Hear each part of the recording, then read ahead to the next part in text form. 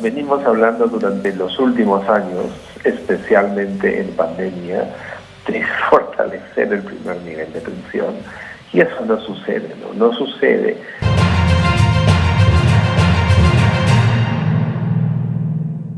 Omar Neira es especialista en estos temas, hemos conversado varias veces con él y vamos a comunicarnos a esta hora de la mañana para un poco contextualizar esta parte de esta triste noticia que hemos recibido esta mañana. Omar, ¿cómo le va? Bienvenido, gracias por estar con nosotros.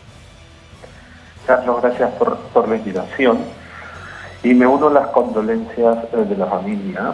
Es doloroso, siempre será doloroso enterarnos del fallecimiento de una persona, sobre todo desde el punto de vista teórico, infiriendo desde kilómetros lejos, que lo que pareciera una falta de acceso oportuno y de calidad a un servicio de salud. Y esa es la realidad de miles de peruanos en este país.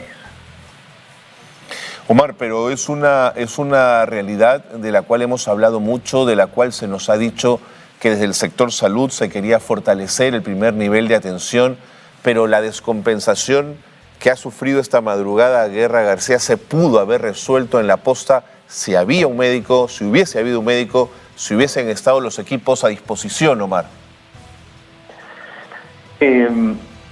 Yo te comentaba, ¿no? Desde lejos de kilómetros y sin mayores datos, hacer un análisis específico es difícil y sería irresponsable. No tenemos más datos que una descompensación.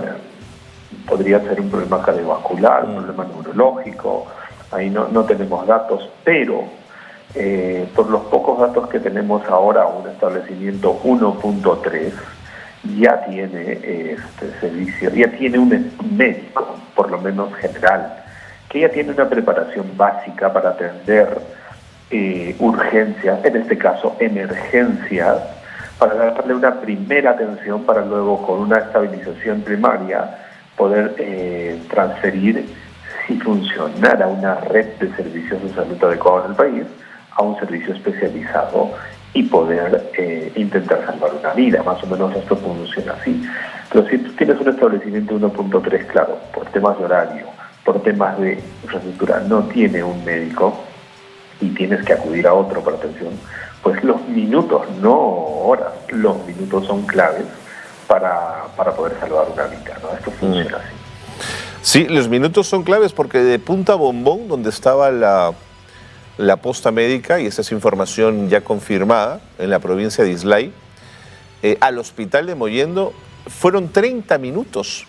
Que 30 minutos uno dice, bueno, no parece tanto, pero es que para salvar una vida son minutos claves, Omar. Para algún tipo de diagnóstico como una cardiovascular o una ACV, definitivamente 2-3 minutos no hacen la diferencia, pero si tú tienes especializada, pero una atención de un médico entrenado en un establecimiento de salud donde ya debería haber un médico, puede dar a eso se llaman los primeros auxilios, claro, que permita prolongar 30 minutos, 40 minutos a un paciente y tenga una atención especializada, más o menos funciona. Y como tú lo decías, venimos hablando durante los últimos años, especialmente en pandemia, de fortalecer el primer nivel de atención, y eso no sucede, no sucede, porque hay una desidia de parte de los políticos que les tocaba tomar decisiones. Es más, en el gobierno de Vizcarra se cerró el primer nivel de atención para atender la pandemia, algo ilógico, inaudito, que en la comunidad académica mundial no se entiende, y producto de eso restablecer después de años, de 2 años encerrado, estos servicios de primer nivel está costando. Esto es una gráfica, porque no es que tú dices, emites una nota y dices que ya funcione, ahora no.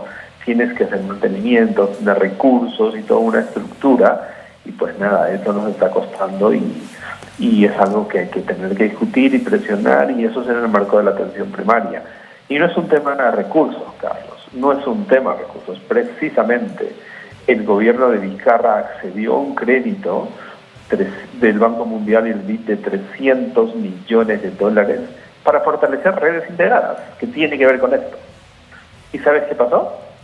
Nada. Es más, podríamos haber perdido este crédito porque no lo utilizamos. Eso es algo que nos tiene que decir ahora el Ministerio de Salud, qué ha sucedido con ese crédito, porque sirve para esto, porque si tú fortaleces las reuniones integradas, haces que funcione un sistema y puedes tener un especialista de otro lugar que pueda dar soporte a un médico general y lo que estamos hablando, poder salvar una vida.